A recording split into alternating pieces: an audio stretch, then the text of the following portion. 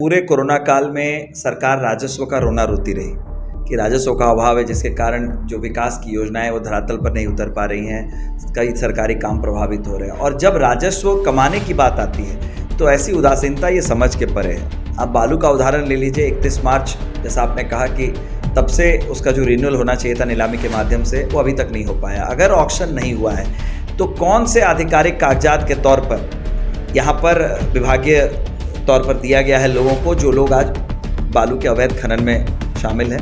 लेकिन यहाँ तो खुलेआम छूट दी गई है और जिला खनन पदाधिकारी पूर्वी सिंहभूम ये ठेकेदार की BMW गाड़ी में बैठकर जांच करने जाते हैं कि कहाँ अवैध खनन हो रहा है। तो कैसी जांच होती होगी ये सबको पता है। दर्जनों घाट हैं इस जिले में जहाँ पर 24 घंटे रात में भी बालू के खनन और उठाव का काम माफियाओं के द्वारा कराया जा रहा है और सरकार के संरक्षण में ये काम हो रहा है। तो अगर जिला प्रशासन इस पर कार्रवाई नहीं करती है तो मैं ये समझूंगा कि जिला प्रशासन भी इस अवैध धंधे में शामिल है। कितने प्रतिभाशाली हैं वो ठेकेदार कि जिनको टेंडर की आवश्यकता नहीं होती है, पहले ही विभाग उन्हें काम करवा लेता है। इस विषय को लेकर मैं जल्द ही विभागीय सचिव जो रांची में उनसे मैं मुलाकात करूंगा और ऐसे कार्यपालक अभियंता पर क्यों नहीं कार्रवाई। सिर्फ छोटी मछलियों का शिकार करके ये बड़े पदाधिकारी बच नहीं सकते हैं। इसलिए विभागीय सचिव से मैं जल्द ही मिलूंगा और इन पर क्यों नहीं विभागीय कार्रवाई की जाए, इससे उनकी जानकारी लूँ। नमस्कार, सोशल संवाद में स्वागत है। मैं शशि भूषण।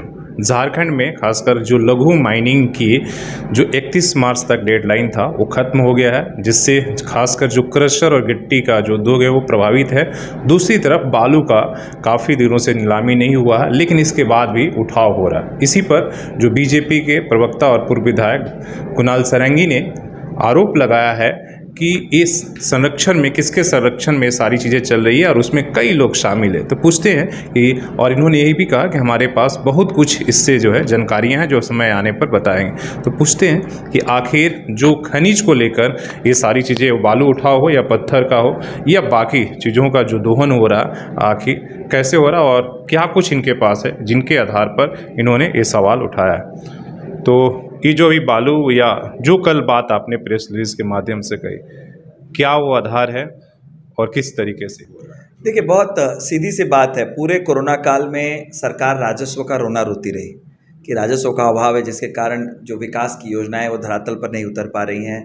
कई सरकारी काम प्रभावित हो रहे हैं और जब राजस्व कमाने की बात आती है तो ऐसी उदासीनता ये समझ के परे है।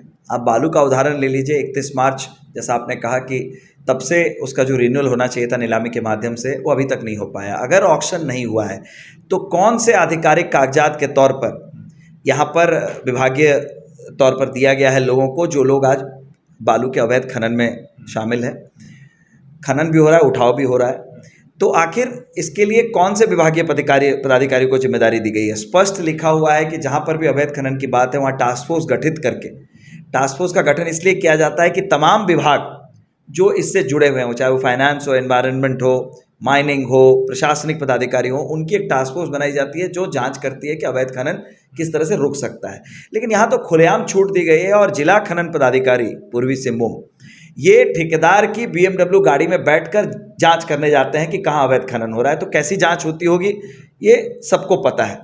मैंने उपायुक्त महोदया से भी आग्रह किया है कि अविलंब इस विषय की वो सघन जांच करें, खुद स्थल पर जाएं और देखें कि किन माफियाओं के संरक्षण में और किन चंद जनप्रतिनिधियों के संरक्षण में ये खुला खेल चल रहा है। 24 घंटे दर्जनों घाट हैं इस जिले में जहां पर 24 घंटे रात में भी बालू के खनन और उठाव का काम माफियाओं के द्वारा कराया जा रहा है और सरकार के संरक्षण में ये काम हो रहा है।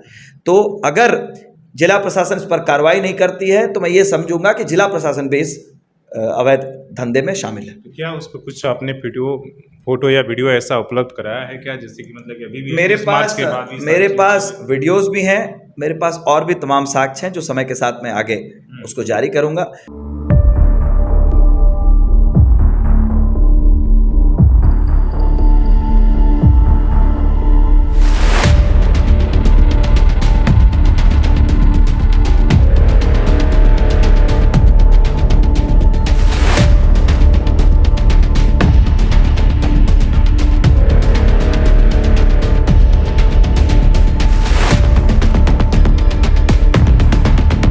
लेकिन अभी मैंने सिर्फ ये आग्रह किया जिला प्रशासन से कि अविलंब इस अवैध धंधे पर रोक लगाई जाए और जो जिला खनन पदाधिकारी हैं कौन सी उनकी साठगांठ है इस माफियाओं के साथ और ऐसे चंद जनप्रतिनिधियों के साथ इस जिले के कि उनके संरक्षण में काम हो रहा है, इस पर कड़ी कार्रवाई होनी चाहिए। पिछले दिनों जो टेंडर को लेकर आपने देखा, जो बात हुई कि भाई काम पहले हो चुका है और बाद में टेंडर हो रहा है, इस प्रक्रिया को किस तरीके से देखते हो? और इन तमाम सवालों को, हालांकि आरोप सवाल आप लोग उठाते हैं, लेकिन इन चीज़ों को लेकर क्यों नहीं बड़े पैमाने पर ये बातचीत होती है?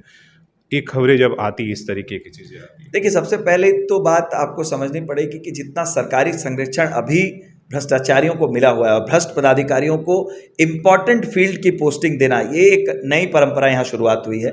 जो इस घटना का जिक्र आपने किया, जो कार्यपालक अभियंता है बिल्डिंग डिवीजन के, उनके द्वारा जो बात बताई गई कि टेंडर हुआ ही नहीं है, काम पहले करा लिया गया है। कितने प्रतिभाशाली हैं वो ठेकेदार कि जिनको टेंडर की आवश्यकता नहीं होती है, पहले ही विभाग उन्हें काम करवा लेता है। इस विषय को लेकर मैं जल्द ही विभागीय सचिव जो रांची में, उनसे मैं मुलाकात करूंगा और ऐसे कार्यपालक अभियंता पर क्यों नहीं कार्रवाई, सिर्फ छोटी मछलियों का शिकार करके ये बड़े पदाधिकारी बच नहीं सकते हैं। इसलिए विभागीय सचिव से मैं जल्द ही मिलूंगा और इन पर क्यों नहीं विभागीय कार्रवाई की जाए, इससे उनकी जानकारी लूंगा।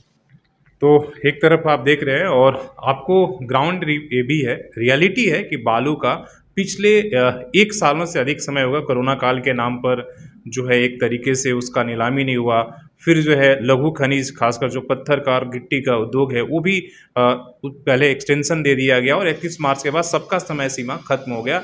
लेकिन आज भी जो है ये काम चल रहे हैं, तभी लोगों को सब कुछ बड़ी आसानी से उपलब्ध हो जा रही थी। एक तो सरकार की कहीं ना कहीं राजस्व की क्षति है और दूसरी तरफ पर वैसे लोगों का जो एक साठगांठ बनाकर एक तरह का जो प्राकृतिक चीज़ें, संपदा, उस पर कहीं ना कहीं ये लोग राज्य और लोगों को एक तरह से घाटा पहुंचा रहे हैं। तो इस पर आपको ग्राउंड रिपोर्ट भी आने वाले समय में दिखाएंगे और बताएंगे। और आपने देखा कि सब चीज़ें बड़ी खुला खेल चल रहा है, इसमें कहीं कोई किसी का डर या भय नहीं है। अपने सहयोगी सी राममूर्ति के साथ मैं शशि भूषण, सोशल संवाद न्यूज़ झारखंड।